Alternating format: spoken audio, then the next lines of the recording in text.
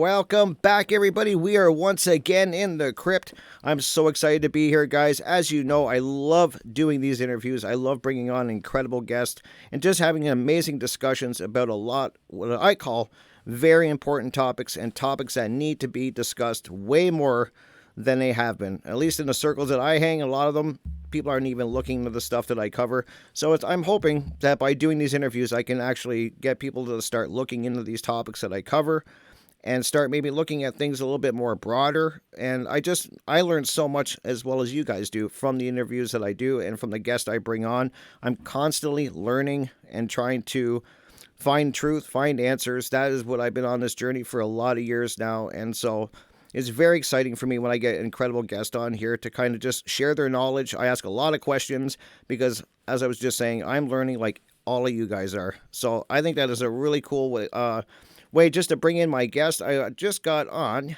the tail end of bringing this guest on. We were on Revolution Radio, and we had him on last Saturday, Jonathan and I, for the Crypt, Rick and Jonathan show. And it was an amazing interview. Talked about a lot of different aspects, and I had to get them on my show here because I have a lot of questions too. And so I figured, let's go ahead, bring them right on here. And that is what I'm going to go ahead and do. Welcome to the show. We got Logan Hart here, and he has the YouTube channel, The Wizard Factory. Welcome to the show, Logan. Hey, Rick. Thanks for having me, man. Pleasure to be here. Absolutely. I've been excited all week for this discussion, as I was for the one that we did on Saturday, as I was saying with Jonathan. It was a great talk. It kind of got steered a little bit away in some areas that I was hoping to get more into what we're going to be talking about today. So I'm glad that's why I got you on here to kind of discuss these things, because I'm learning, as I was saying to people, as I go. I'm kind of like figuring things out, and I have a lot of questions, and I think that's a great thing to have, to want to be seeking this knowledge. And the one thing I was letting you know before we started recording is that I've always been extremely, from a young age, was drawn to nature. It was kind of my playground. It was where I hung out constantly. I was always out in nature, interacting with it and learning from it. And then as I got older and you get into high school and you do the thing that all other people do, you kind of get the job and kind of get involved in society. I lost that connection to nature for a lot of years. And as I got, older in my life, and then I finally got a house where we had a great big yard and stuff like that, I rediscovered this love for nature that I had, and I realized that it was almost a sickness that I had that I didn't realize that I had because I was so disconnected. I was living in the city, wasn't really around nature. I mean, we had a couple little parks, but they weren't considered, I wouldn't call that nature. It was nature in a sense, but it was very limited. And me being introduced and starting to work on my property and be around nature, it was a soul sickness that I had that started to be replenished. It was an amazing thing. So I want to talk to you about that, and I guess the question to ask you, because we're going to be talking about paganism and animism, like that is a great topic. I think that kind of encompasses what I just mentioned. Can you let people know what paganism, animism is, and just we can start from there, I guess. Yeah, absolutely. So these words are definitely very linked together, but they don't mean exactly the same thing. And I'm sure that everyone has maybe a different kind of take on this. Everyone's a little bit different. But for me, first of all, we'll start with animism. Animism, it comes from the Latin animus, which has multiple meanings, but essentially it's like life force energy, as well as breath, which makes sense. Like we associate breath with life, breathing your last breath, breathing life into something. This is the essential, like chi, or, like that kind of primordial life force energy. And so animism is like a worldview, a perspective to see that everything has this animus energy, this anima, and just seeing everything as consciousness, as divine, right? That's kind of like the baseline for that. And so I kind of view personally paganism as an extension of this worldview. So you start with the, even like with the Hermetic principles, the first one is mentalism. You start with the mindset and then you go from there. So what I see paganism is practical animism. Right. It's the mindset applied. and it's your personal journey with that. And that's really going to be the kind of core focus of this talk, I think, Mm-hmm. is what it comes down to. Is it's about your direct relationship with, you could call it nature, the universe, reality, whatever. It's all the same thing, right? Yeah, I agree. It's what is, what exists, and it's the spiritual realm which we've chosen to manifest, to incarnate into. And this is why we're here, to build that direct relationship. So the antithesis of that really is like religion, because that's, don't don't have you don't need to have a direct relationship. You just follow everything in this book. You read, well, this is what this says that reality is or is not, Mm-hmm. and that's what you take it on faith. It's faith based, but not just any faith. It's blind faith, because it's all about negating your senses, negating your personal experience. Well, you don't need to go out there and experience the world. All the truth is just right here, right? Like, Yep. just trust in this, and that's all you need. And it's putting your consciousness and putting your spirituality into a box. Absolutely. And then that's what I learned, Logan, too, by looking.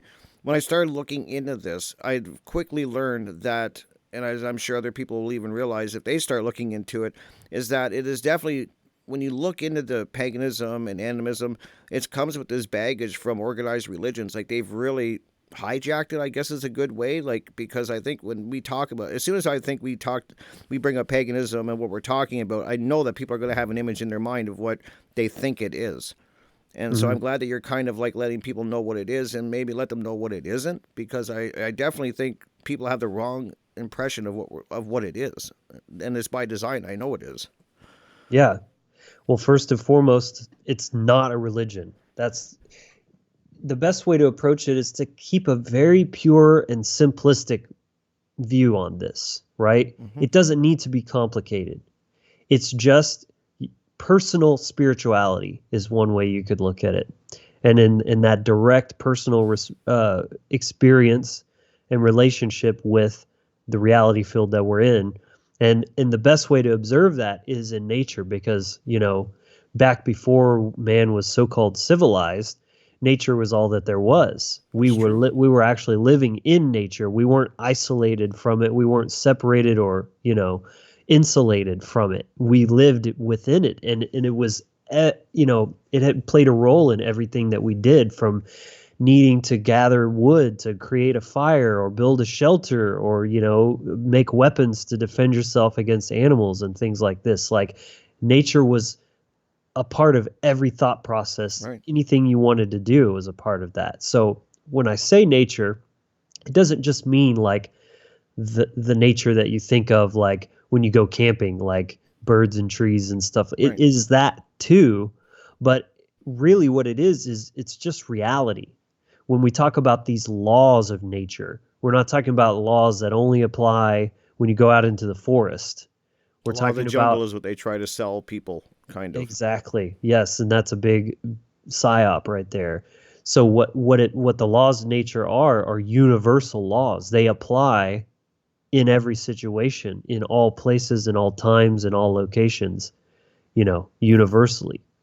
So it's about learning the laws of nature, the ways of nature, and that's all about, like, cause and effect, right? Free will and your choices create your experience. So as a spiritual being who came here to have experiences, that's how you do. You make choices that create different outcomes that lead you down this, this fork, or this part of the path.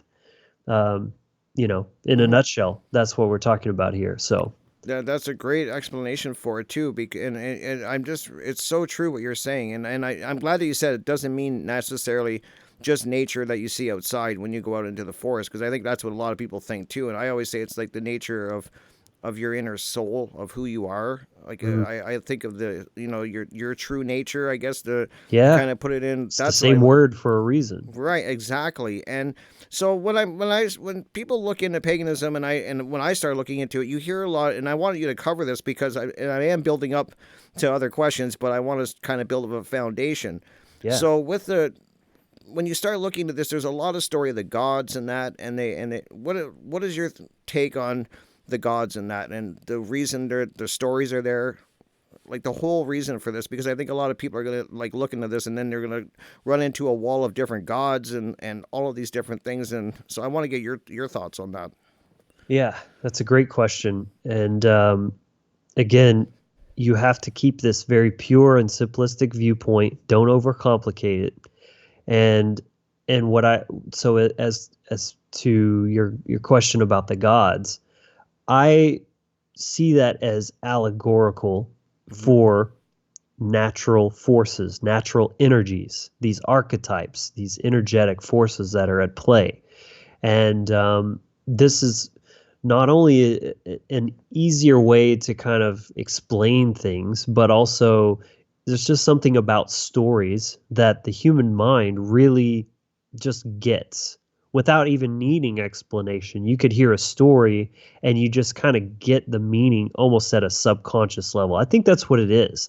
Stories have the ability to penetrate the pretense of beliefs and ego and all this kind of stuff, and it penetrates right down into a deeper part of our minds, into the subconscious and unconscious mind. Mm-hmm. And so that's why stories are great for teaching children, right? Bedtime stories, fables, these kind of things. It's all the same thing. It's teaching principles, it's teaching morals that are based in natural law. So the first mistake you could make is looking at it like from a literal perspective. Right. It's not literal. There's no like actual Thor guy with a hammer. These are just symbols, and I think this is really important to truly understand paganism. Is understanding that it's very much tied to allegorical and symbolic thinking, Right. because just think of, the nature of our reality. Everything is like fractals, right? Mm-hmm. You look at like the map of the human brain, the neurons, and then you see a bolt of lightning, and you see a tree, and you see a river system, and they all have the same patterns. Yep. So they're almost like all allegories for each other, because they're all pointing to the same thing. Everything is the same, but in a different way. It's like a truth about the universe. So that's why paganism is particularly useful, because it's kind of like taking these patterns, these archetypes, these stories, and putting them in a useful way that's practical, that you can actually use to apply to your own understanding of the way things work Mm-hmm. and how to get the best outcomes, especially in the realm of true morality, true right and wrong actions. That makes a lot of sense, and the reason I brought that up is because, for one, once again, they hijack everything. That's what really frustrates me. And I think of all the movies out there where you see the Thor movies and all of that, and they really put an emphasis. And I hope people see the allegories in that. I do when I see them. I kind of see what they're trying to slip in, but I think a lot of other people just see it as an action movie. I think that people kind of get hung up on that. So I think it's really cool that you're kind of bringing like that. These are stories and allegories, and I agree with you, because I think storytelling is a great way, because I also think for me it's like reading a book. I have a picture in my mind when I hear a story or I'm reading a book. I kind of got this movie going on in my mind. It's creating it, and I think that helps people remember it, so I can see the power of these stories. And I can also see why they kind of got to hide them in different ways and kind of put little things in there, just because I don't think they can give you all the truth. They got to, at one time, you couldn't really just give this information away. It was kind of in symbology and hidden in a lot of ways. So it makes sense to me. Yeah, I definitely see that the roots of paganism is kind of the same as the roots of the occult. It Mm-hmm. really all came from the same thing. They were mystery traditions that predated, institutional religion, Right. and that came along later and really obscured and occulted this information. It was a lot more common to normal people because that was just part of their spirituality. Religion came along, said, "Oh, that's all evil. You don't need, it's either nonsense or you don't need to mess with that. Here, take our word for truth instead and ignore all that stuff." Mm-hmm. And that's how the layperson became very ignorant to deeper truths about natural law, the nature of themselves and the nature of reality and the laws that govern it. Right. And then just kind of um, putting all of that aside or burying it, suppressing it, in replaced by this proxy spirituality through religion, through dogma, through just Right. blind faith, blind obedience, and frankly subjugation of yourself, of your true sovereignty, putting yourself under an authority of a tyrannical, Jehovah or whatever you might have. Mm-hmm. Absolutely. And so I would think that because you hear throughout history that they, the slaughtering of pagans and witches, and they're do you think that that was done? That was the beginning to they had to break our connection to nature. That's their goal. 100%. That's exactly what it was. They Because that understanding, that knowledge is a link to our power. When you understand nature and your part in it, you Mm-hmm. understand your power and your worth. And that's what they don't want. That's what they're trying to destroy. So they had to eradicate people. And this is why, especially like the Norse people, Mm-hmm. were some of the last to fall because they fought so hard against it, because they were so empowered. They were so sovereign. They didn't bend their knee, and that's why they've twisted the history and demonized them, made them into this just violent Yeah, like savages. That's yeah. barbarians, Mm-hmm. exactly. And there's some truth to the story when it comes to the later stages of that, but largely, and I'm not excusing any kind of crimes regardless, Right. but it's more understandable when people have been so traumatized, so violated for centuries and generations. That's going to radicalize them, and then they're going to be pretty ruthless and be frankly violent and hostile towards their aggressors. Right. But in the same way that you know Israel points to Palestine and say, "Oh, look at all the, their kids are bombing our tanks and this," and like, yeah, that's happening, but why are they so militarized? Why are they Right. so hostile? Because you've been traumatizing and terrorizing them for however long. Yep. It's understandable. That's a key question. Why are they like that? I just that stuck right out when you said that. Like, and that's such an important question. I don't think people ask like why. People say well, like why? What's going like the world is the way it is, and I always say, well, why? Like, how did we get here? There's reasons why we got here, and I love the way that you're kind of shaping that for us because it's so true. And then I see the divide that they make. Like it's always this divide, get people divided and then taint the knowledge. They always give you like they're always tainting the well is what I call it. And it's Yeah. so hard to get to the truth. And I love the aspect of it as I was telling people, you and others I've told, getting back to nature was so it really was a soul sickness, and I can't say that enough because and I didn't even realize I had it, Logan, until I was back out in nature. I think we once you break that sever and you're away from it for a while, you don't even you're kind of just I think you're just like an NPC, you're robotic, you're not even really Yeah.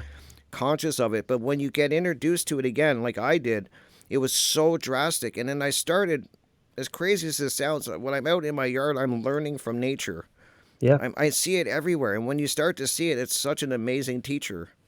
It is the one true teacher, and this is actually where all occult knowledge comes from. It's not like there was just these wizards like making shit up and writing them in these tomes and putting an eye on the cover, and now it's an occult book. It all came from nature. All knowledge of the universe, all these secrets and magic and all this kind of stuff, it all came from nature. And it's only through that direct observation, like you're talking about, that you can actually gain that. That's why they've, demonized even nature itself. Yep. And you got people that are so like domesticated that they see nature as hostile and they feel nice and safe in their apartment and, driving their car or whatever. But the nature out there sounds scary and it's like full of bugs and it's icky and why would I want to go out there when I have everything I need here? And Yep. it's just you've got people cutting themselves off from that power and from that wisdom that they can, in that connection, that soul connection to, again, we are nature.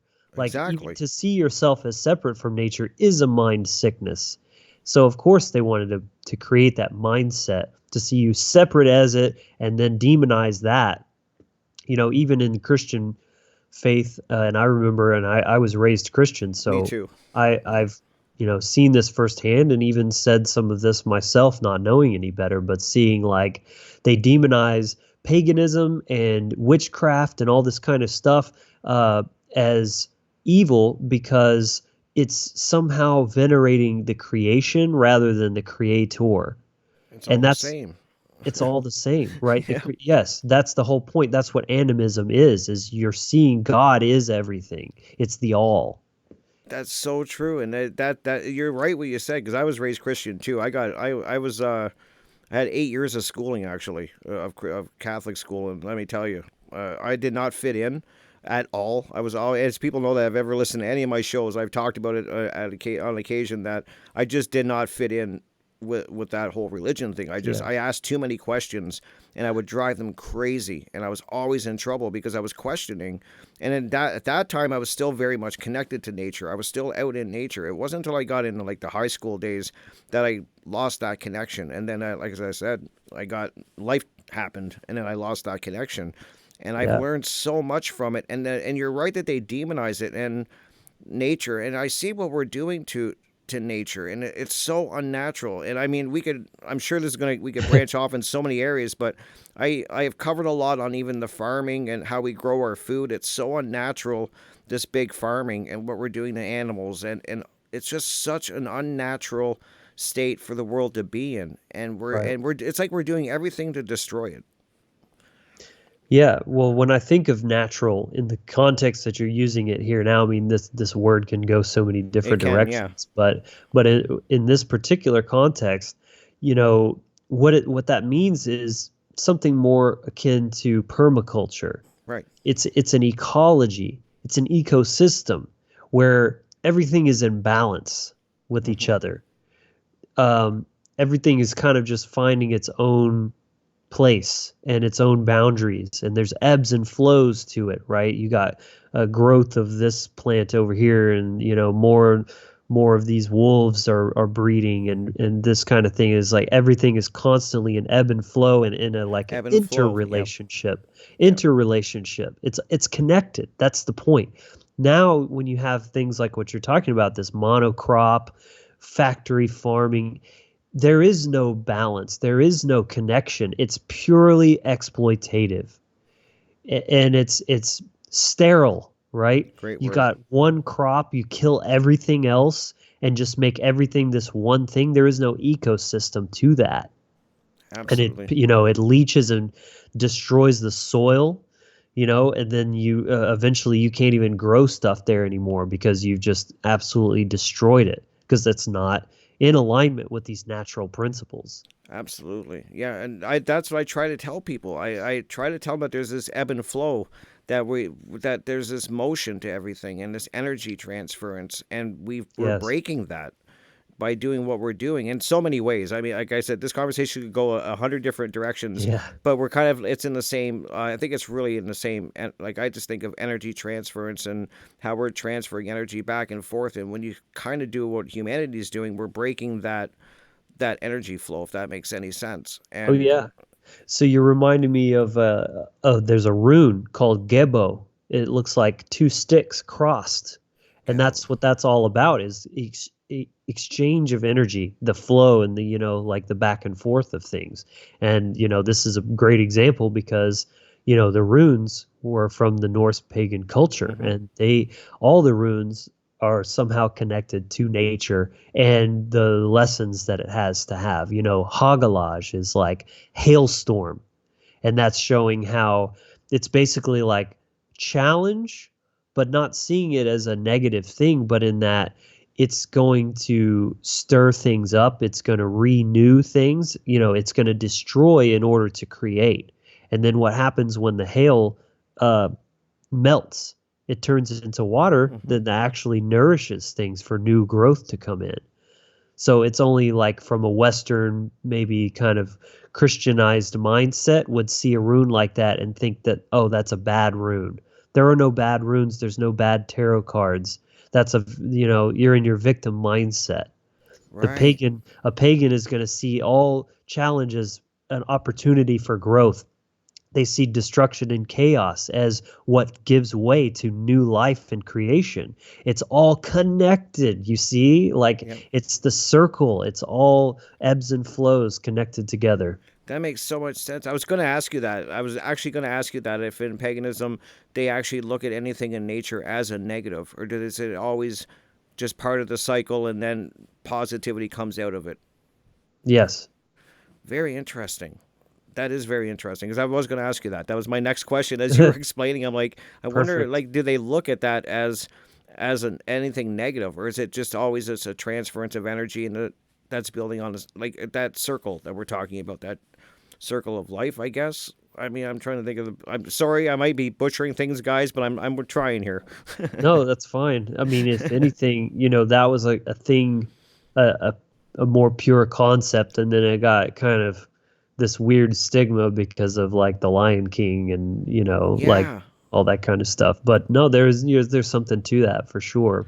Makes a lot of sense. They like I said, they poison everything. And then what I find crazy too is that we're like when I'm really big around, like I said, working around my yard and being in nature. I it just grounds me. I don't know, it just rejuvenates me, and I learn so much. And then working with like plants and stuff like that is such an important thing too. I think we have to get back to that, especially because the way that the Western medicine is. We've gotten away from nature in that aspect. Another thing that we've gotten away from that I'm starting to rediscover, and what I've really discovered, Logan, is that everything in my neighborhood that they call a weed is actually like a healing plant. Medicinal plants, yes. Absolutely, everything they call a weed has amazing Yeah. medicinal properties. Like nettles and Everything, mullein and things like that. dandelion, Yep. Exactly. Yeah, it's so funny. yeah. It's indicative of the sick-minded culture. And I mean, I really do personally see the Abrahamic mindset,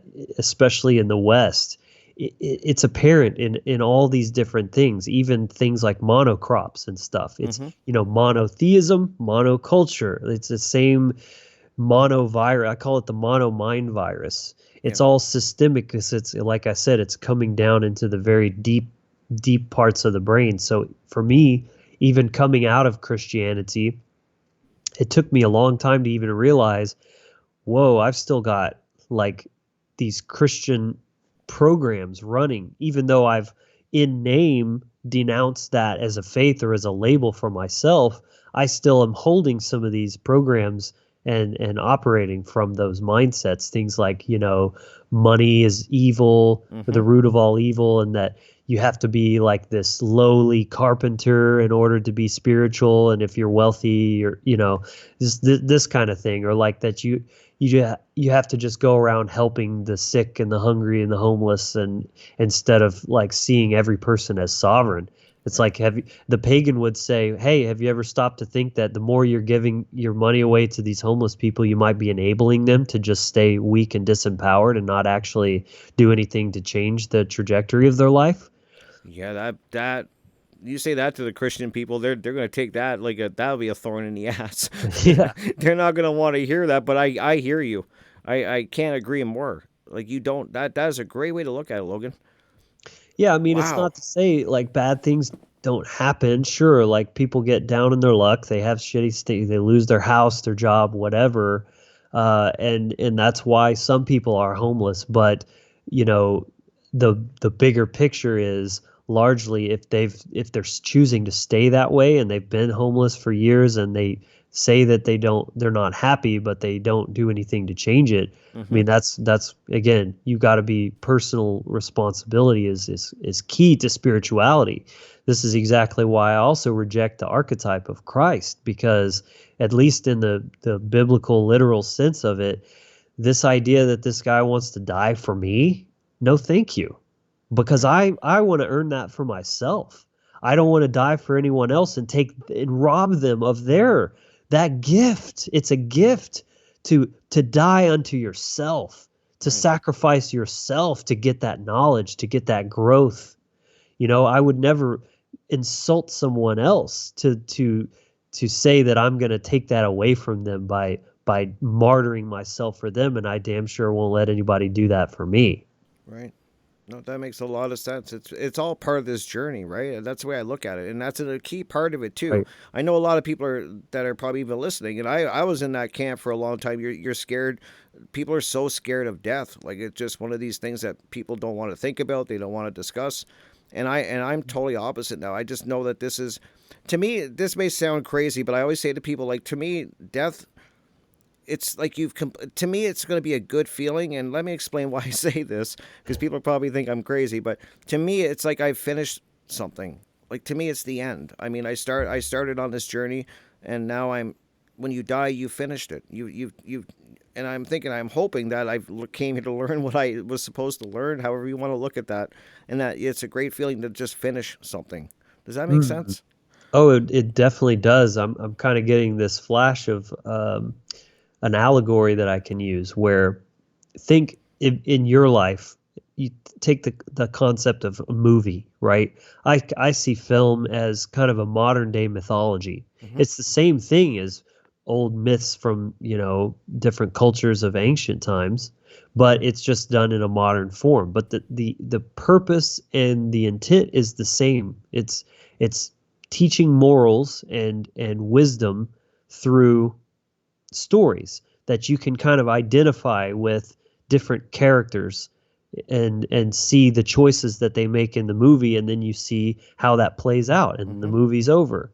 Well, you could kind of like apply this to the death concept that you're talking about, where first of all, if you watch a movie, the movie's over, you don't see that as the end, right? Life goes on. The movie ended, Hmm. but your life goes on. You're doing other things. Maybe you'll watch another movie later. Maybe you'll watch the same movie again because you liked it that much. Yep. That's what our souls are doing. We're just choosing to incarnate in these different stories, to play these different characters, to make different choices, to create different experiences spiritually, and get the lessons that come from that. And then we move on. So the pagan mindset also doesn't have the same fear of death because you don't see death as the end. It's just the transition into the next chapter or the next cycle and the next story. You're excited for the next, adventure. Who am I going to be? What kind of life am I going to live? So You know? do pagans then believe in reincarnation? Do they believe? Yes. So you keep coming back? Yeah. Yeah. Your Because I soul think is of like persistent. Valhalla and stuff. You hear like their goal is to get to Valhalla, and I'm just going by what I've seen in movies and stuff. So guys, please forgive me, but I think it's important to talk about because I like that's what I hear. Like, and you see that in documentaries too. That these warriors, they wanted to go live like that. That's their goal, to go to Valhalla. That's not what we're talking about, correct? Or am I way off? Well, so to my understanding, and I could be off on this, but it's a continual process of study for me. Exactly. Me too. But Valhalla is kind of like a different version of heaven, I guess Okay. you could say. Uh, I, it's a good question to pose. Is that a permanent state? That's what I mean. Yeah. But what I do know is that everyone knows about Valhalla because that's, in the movies and, that's kind of the cliche, which Yep. I get that. But few people know that there's also another place called Helheim. I've heard that, but I don't know what it is. Well, it's kind of like, well, it's even in the name. It's like hell, but not in a hell like a Christian would think of hell as like burning fire and brimstone. It's actually a place between lives. It's not permanent, by the way, and it's not a punishment. It's just a place for you to go after you've lived and died to go and reflect your life that you lived. And whether Oh, whether you okay. made good choices or bad choices, um, Helheim is seen over by a goddess called Mother Hela. Hmm. And if you see a picture of her, she's depicted as half beautiful woman, half corpse. And what that's signifying is she will appear to you based on how you lived. So if you were a total degenerate, immoral piece of trash, then she's going to look like a scary corpse. and there will be a sort of a retribution, but not being inflicted on you, but you upon yourself. You're going to feel the guilt. You're going to really sit with the pain and the sadness of the harm that you caused in that life. That's for you. That's on you, for you, by you, if that makes It sense. does. That's a very different mindset than the Christian, where you don't have any power. You're kind of just subject to the whims of this God up in the sky, and the devil's tricking you. And it's all externalizing your power in every way possible. Right. With the pagan mindset, you never give that away. It's always for you. If you have victory, it's because of you. If you fail, it's because of your own choices, but you can always correct that. You can come back, try again, and do better next time. That's so powerful.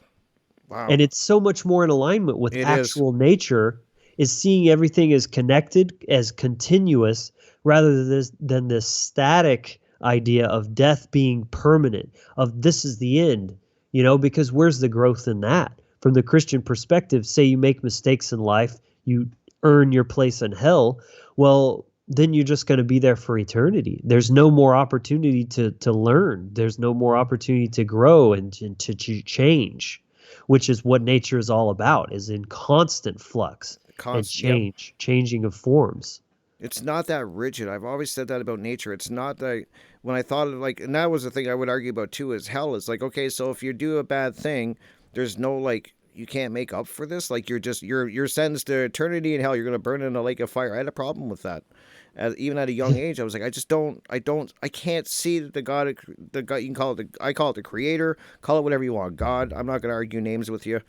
I've been down that road. I don't want to go down it again with anyone. But Yeah. whatever you call the creator, I'm with you. And I would say I just can never see the creator being that rigid, like to the point where there's like, nope, you're done.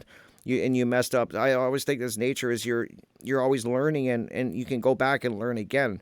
I really like the way that you mentioned that. And so in paganism, I was just kind of wondering, as you were saying, like we were talking about Valhalla, I wonder if, since pagans believe in reincarnation, if you keep coming back and once you've got, I guess, all the lessons, maybe then you go to Valhalla, their form of heaven. No, now that I'm thinking about it, like I said, don't quote me on this, but I do think that Valhalla is also just a pit stop. Oh, So interesting. Okay. I think, because think about it, you're a true warrior. It's never done, right? They want to go up there, they're going to feast, they're going to revel in the joys of the victory. But then there's always new lands to go and explore, right? Think of a Viking on a ship. Like, you come home, make love to your women, you drink mead and eat fine food, but after a while you're going to get a little stir Yeah, crazy. it's You're time to ready to go. get back out there and Yeah. find new adventures. So I'm pretty sure that is also not a permanent state, but it's just kind of like, if you die in battle, which this is also something to keep in mind. It's Okay. not literal, right? It could be literal if you're actually fighting for something, of value in life, and you die in battle, literally. That Mm-hmm. could also apply. But what it really is getting at is spiritual battle. You're fighting for truth, for goodness, for your higher self, and you're willing to die unto yourself. That means putting to death the aspects of your identity, your ego, that aren't actually you. That's what you're cutting off the limbs of, and dismembering, and it's like that Mm-hmm. sacrifice. That's what it truly means, and that's how you get your way to Valhalla, That because makes a lot of it's a sense. spiritual victory. Absolutely, to me, people spiritual. I've been saying this is a spiritual war for so long. I feel like a broken record, Logan, when I keep saying that to people. But I think they really need to hear that and get it through It's their still head. true. It's still true. That's what I tell them. I'm like, and I've had even people so bold to say, "Well, I don't believe in spirituality like that." And I'm like, "Well, you may not believe in it, but that's what's going on. This is a spiritual war that's going on, and people are looking for these external answers and saviors. And all my conversations, Logan, are so interesting because it always seems to boil, when you boil it all down, it gets back to doing the work on yourself. Yep. That's where it always ends up. These conversations are amazing, but it always seems to come back to that you have to do this work on yourself. And you were kind of even just hinting at that now, like that it's that work that has to be done on ourselves, that people are not, most people, I shouldn't say all, most people are not willing to do. Yeah, 100%. I agree with you, and and your choices as well, Hmm. because that's what that's how the work shows up. Because that doing that work on yourself is a choice, Yep. and ignoring it is a choice, or giving your power away. All these things. So I definitely, I mean, from a spiritual perspective, your power, your sovereignty is that it all comes down to that Hmm. responsibility for yourself and the choices that you're making and what you're creating through that process. That's the whole spiritual experience in a nutshell. It And is. that's what paganism is about. Because again, from the Christian perspective, it takes all that away. You're too wicked and weak and powerless to save yourself. You need something else to come and save you. Hmm. And then and then the devil is responsible for tempting you. It's like everything is all geared towards outsourcing that Yep. responsibility instead of walking the fucking path for yourself, sacrificing for yourself, dying in battle for yourself, and that not being a selfish thing. Because Christians is all about selflessness, right? Hmm. There's nothing wrong with being generous. I'm not demonizing those things, but when you have this lowly, just pauper image of what spirituality looks like, and that if you're just taking credit for your victories, or you're just doing things for the sake of like your own benefit, that makes you a bad person. That's nonsense. I agree. Yeah, and I always had the problem too where I had two problems. One, you had to pay because you were just saying that you would always be like kind of have to go and look to an external, savior or somebody to kind of get you in touch with the Right. creator. And I was like, I always had a problem that you had to give money to anybody for this. Like you needed this person, and they had like the ear of the creator, and you had to go through them and give them money or whatever they were asking for. And I always had a problem. Or you had to even go to a specific building to talk to the creator. I was always like, why can't I can talk to the creator outside? Like, why can't I can talk to him anywhere I want? I can talk to him about and to be truthful, I feel most connected out when I'm out in nature. I feel most close to the creator. And that's just maybe that's just me. I don't know. I can't speak for everybody. For me, when I'm outside in nature, I feel connected to something higher. Yeah. Just feel it. And I have a problem when you have to go to a certain building, you have to pay a certain person, that you have to listen, like follow everything they tell you to do. I always had a problem with that. Yeah, Oh, nature is the true church.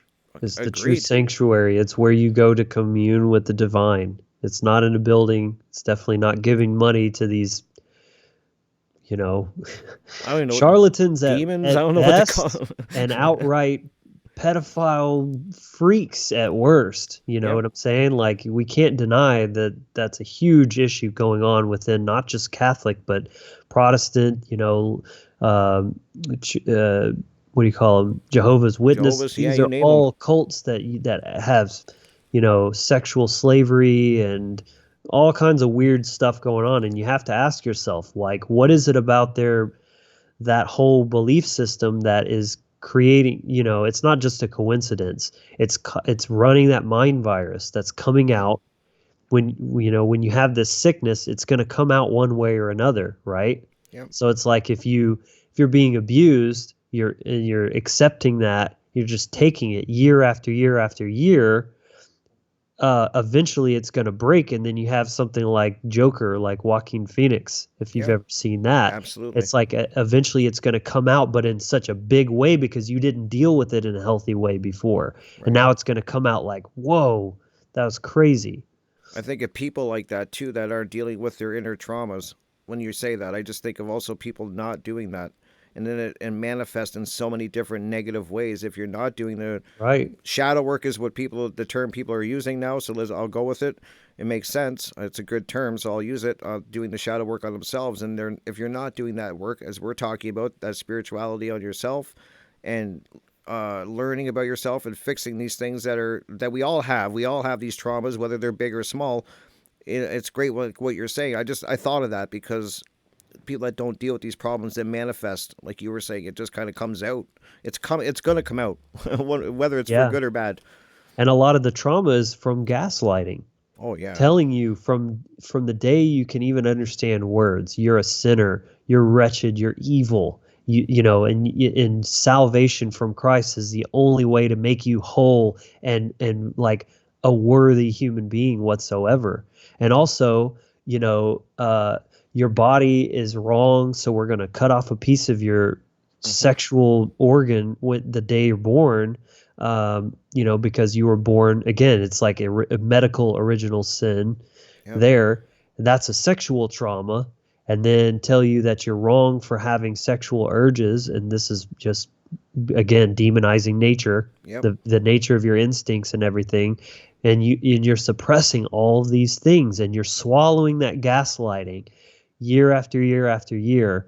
It creates some serious psychosis, dissociative disorders, all kinds of weird shit. And it makes sense why you see, sexual repression leading to weird outlets like pedophilia and other things like that, for example. Exactly. And that constant divide they keep. I always see that they're always dividing, and that's what drives me crazy too. Is that people can't see what we're talking about, and then so we're always in this state of divide and arguing and arguing with ourselves, arguing with the external sources, and I just want to. I keep bringing it back to nature because I think, like you said, it's the greatest teacher that I can't think of no better teacher. And even all the things I think about that man thinks they've created, and technically, yes, they with their hands they did, but it also this knowledge comes from nature. Do you know what I mean by that? Like I see, like Oh when you yeah, see an like an airplane, you see airplane a just bird. mimics, Yeah, yeah, mixes the lift techniques of a bird. yeah, like I see that all over what we're creating, but it's not really. Are we creating it, or is it something we've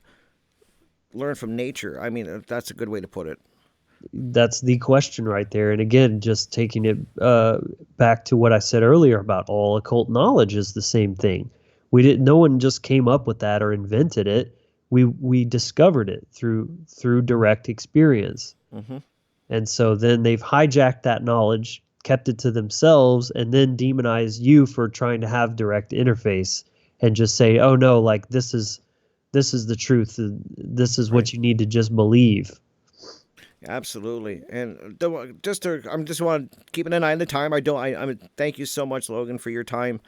This is fascinating to me. I could talk to you It's a for great hours. topic, man. It really is, and it's powerful, and I think it needs to be talked about more. I think people need to hear this, and that's why I'm glad that we're doing this. Um, One thing I've been looking into, a lot of people know, is the plant medicine aspect of it. That I want to get your thoughts, and where that plays in, even in a paganism, is working with like these psychotropic, drugs like these hallucinogenics and that. Your thoughts on that? Because it's something that's been calling to me and for a while now. Kind of dabbled in it, but I want to wait till it's actually nice out. I don't. It's like I said, it's winter here and now. I'm in a snowbank. Not. I want to wait till spring or summer when the weather's better, and I'm going to start really. I have this need that for some reason, something is telling me that I have to do this, and I just want to get your thoughts on it and the power of it and how that fits into paganism. Like just your thoughts on working with these medicines. Totally. I definitely think that it's nothing to be dismissed or, cast aside.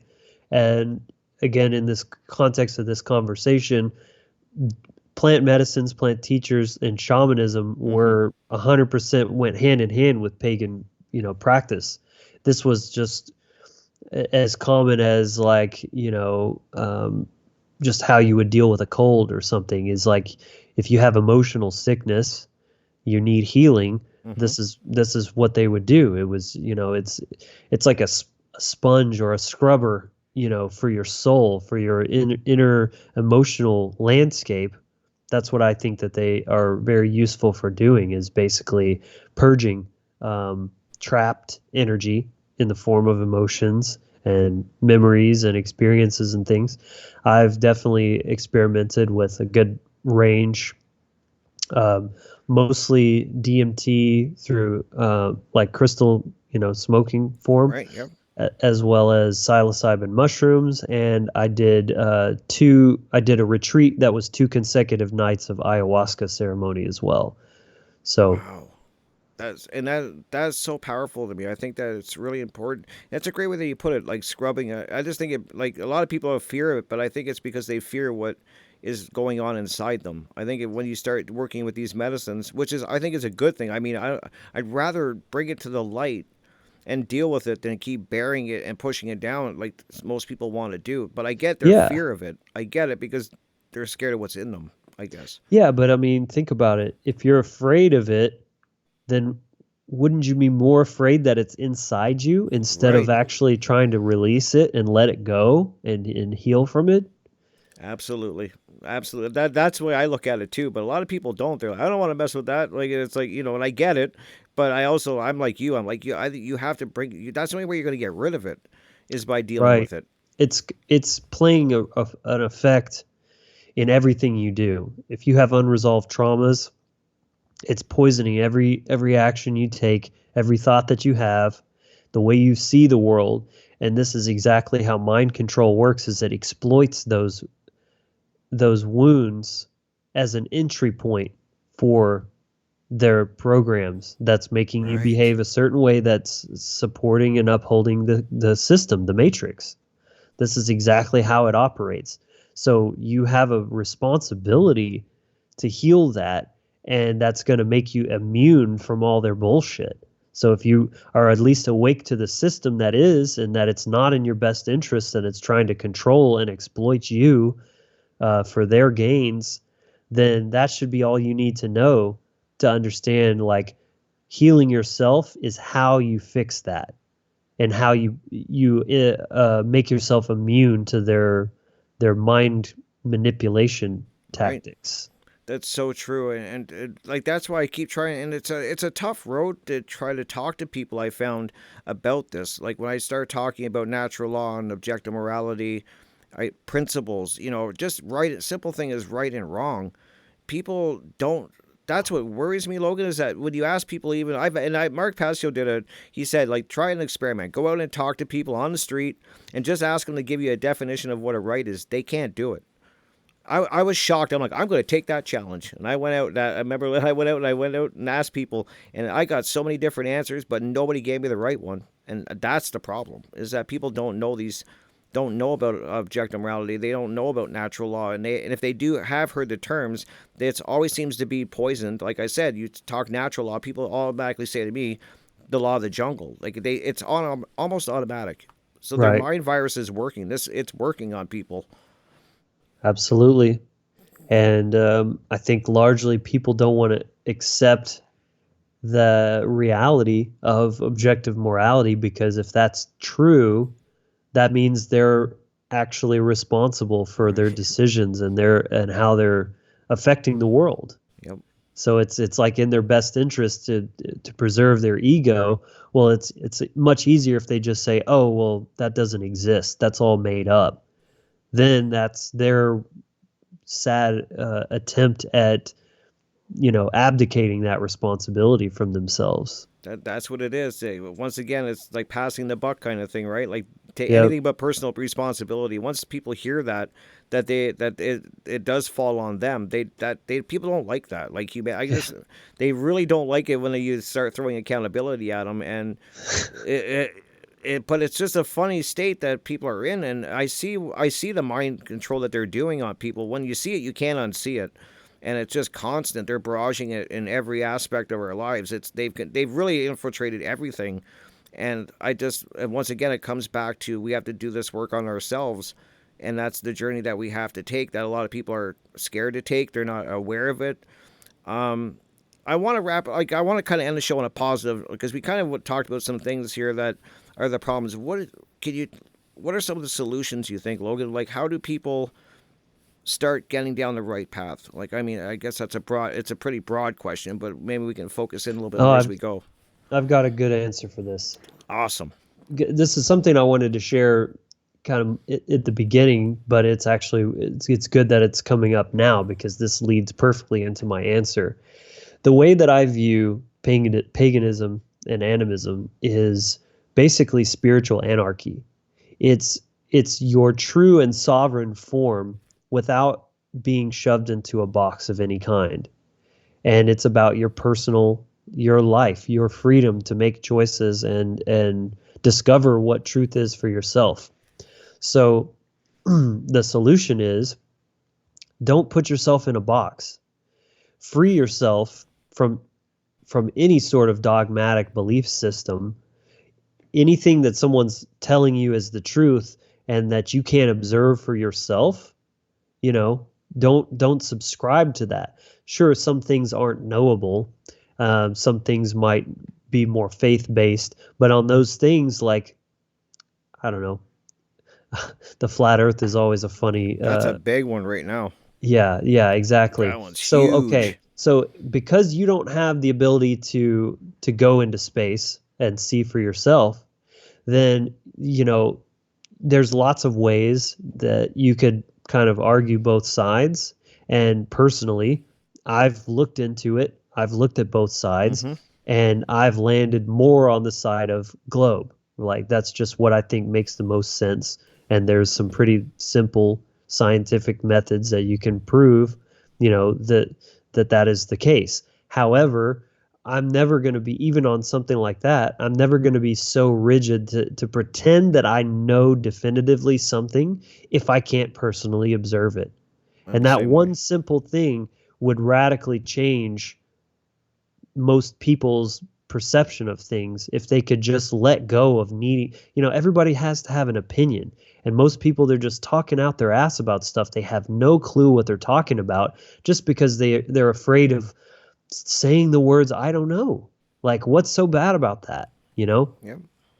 So that would be, to put it all in a nutshell, that would be my takeaway, is free yourself of dogmatic belief systems that are trying to impose some form of truth on you that you can't verify. And if that's the case, don't have such a strong conviction about it. At least just remain neutral and just say, I don't know. And the things that you've directly experienced, well, you should definitely put those at a higher weight than what someone else is telling you that truth Right. is, if that's in conflict with it. I mean, that's a great answer. I think the same way too. There's nothing wrong with saying you don't know. There really isn't, and that's what kind of scares me too, is how people they lock onto a belief or something that they don't really know for themselves, but they defend it like to the death. And they're really rigid, and they won't. I have always tried to keep an open mind about everything. Like I'm very much like you said. I want to find out for myself. And then the flat Earth is a great example, because people say, they ask me all the time, "Do you think the Earth's flat?" I'm like, I don't know. I'm not. I've never been up there high enough to see myself. I don't know. I can only go by what makes sense and stuff. But I like the fact that you're saying, like, try to figure it out for yourself and what you can find out for yourself, Right. and don't Never have put this. someone else's word above your own if it's Right. something that you can directly observe. Right, and people are just so they'll have a hill that they will die on from this just a belief, and I'm just like, wow. And it kind of makes sense why we're in the mess that we're in a lot of ways, because that's the I see the divide that we're in, and they just keep us in this constant state of fighting and arguing about things, and it's just like, wow, it's okay to say you don't know. Right. It's It's so like simple. the system in every way is pissing in your face and telling you it's raining. Yep. And instead of actually seeing what's happening, because you have direct experience of that, you're just like, oh yeah, well, guess it's just raining. Like, you're just swallowing that. No pun intended. Absolutely. Well, just to wrap it up, Logan, let anyone know where they can find your work. What anything that you have going on coming up in the future. The floor is yours to just let everybody know where they can find, because you're doing incredible stuff. I really enjoy the content that you're putting out. I'm learning so much. As you can tell, it led me here. So let everybody know where they can find your work and whatever else you want people to know. Yeah, thank you so much for that, man. I'm pretty busy these days, pretty active. I just so just first things first, the Wizard Factory is my main spirituality philosophy channel. So you can go to thewizardfactory.com, find all my relevant links. Perfect. I've got some merch and things like that, contact, whatever. Or you just find me on YouTube, the Wizard Factory channel on YouTube. That's the main place. I'm also on Odyssey as well. But if you just find the link tree, maybe we can put that in the description Absolutely. below. Yep. I'll make sure I It'll put have links all that everywhere. stuff there. But you can also find me on social media. I post just like personal stuff as well on Facebook, just little tidbits to try to get you thinking and, see a different perspective or whatever. And then I just had Mark Passio on my channel, which that Amazing. episode dropped today, talking about human nature, which really, really great episode. I love how that turned out. And then tomorrow I'll be live on his show. So really excited about that as well. We're going to be talking about truth. Oh, amazing. Great topics, too. I'm definitely going to have to check out the one drop today and definitely tomorrow as well. Thank you so much, Logan. You're welcome back anytime, my friend. I'm sure next time I have you on, I'm going to have even more questions, but this was a great starting point, I think, for people to kind of even start looking into paganism and animism and kind of getting their head around it, just learning a little bit what it is and what it isn't. So I want to thank you so much, man, for being here and keep up the great work. You're doing great things, and I'm really excited to see what you come up with in the future. Yeah, thank you so much for that, Rick, and thanks for having me. I really enjoyed this. Absolutely. Me too. Have a great night, and I'll keep in touch, my friend. You got it. All right. Peace, Bye, bro. everyone.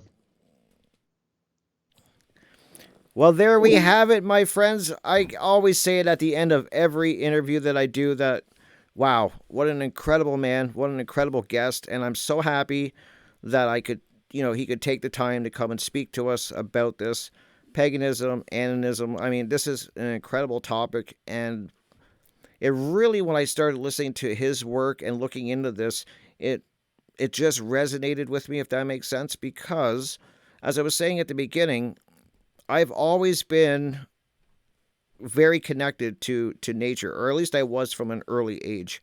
And I lost that as I got older. But I just remember from the youngest of age, I was always out learning in nature. It was kind of that was my church, it was my playground, and it's where I learned so much. And then was robbed of that as I got older. I kind of I ended up moving to the city kind of thing. I was living in an apartment. There was really no connection to nature at all. And then as I got older and then finally moved back to a place where I have property basically, and I have the ability to go out into my yard and be around, I have a lot of nature around where I live. It's like I'm surrounded by it. My whole backyard is so alive with life that it drives my neighbors crazy because I got so much going on in my backyard because I make sure that I attract all of these. I like feeding the birds and feeding the animals that are coming around and working on my gardens and that's very active in the summer around my yard. And as I was saying at the beginning, it was definitely a sickness I didn't even realize I had until I went back and started working around in nature and working just as I was working outside in my yard, I was also working on my inner self, if that makes sense. It was allowing me to connect to who I truly was and who I forgot that I was.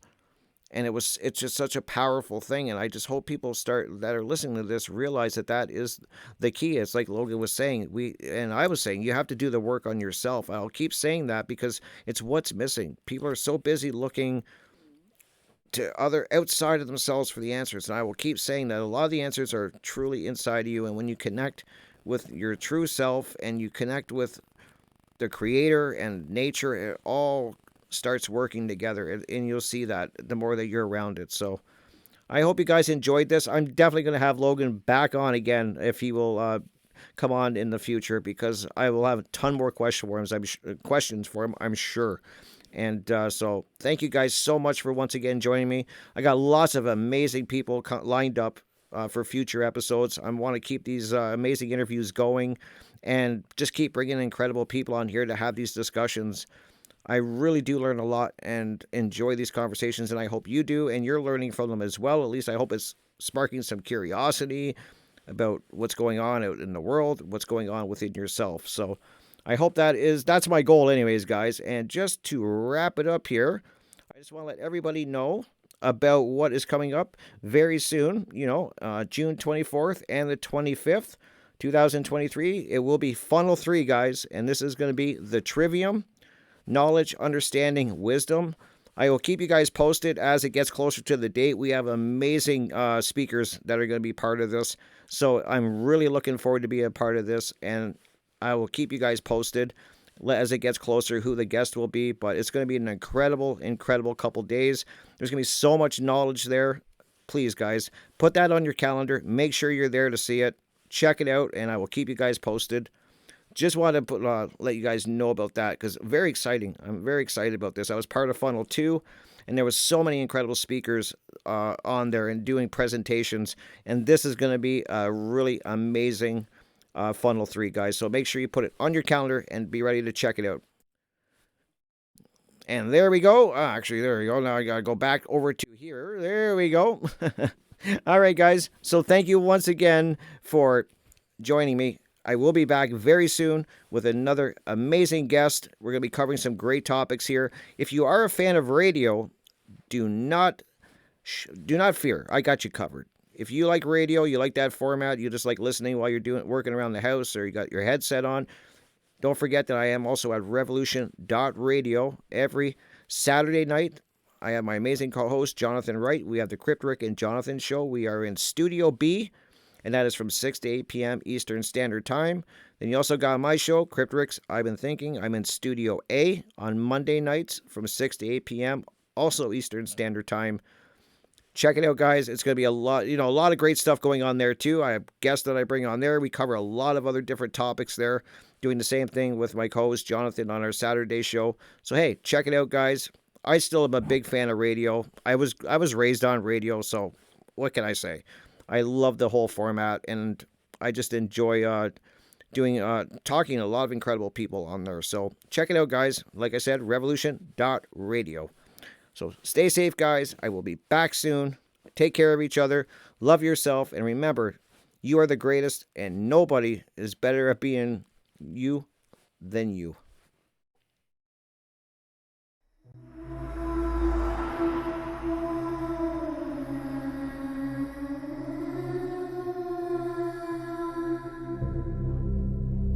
Are you interested in the paranormal? Murder mysteries, cryptocurrency, and thought-provoking interviews? Then check out Crypt Rick's I've Been Thinking on YouTube, or every Monday night at 6 p.m. Eastern Standard Time. Studio A at Revolution Radio, freedomslips.com. Welcome to the Crypt.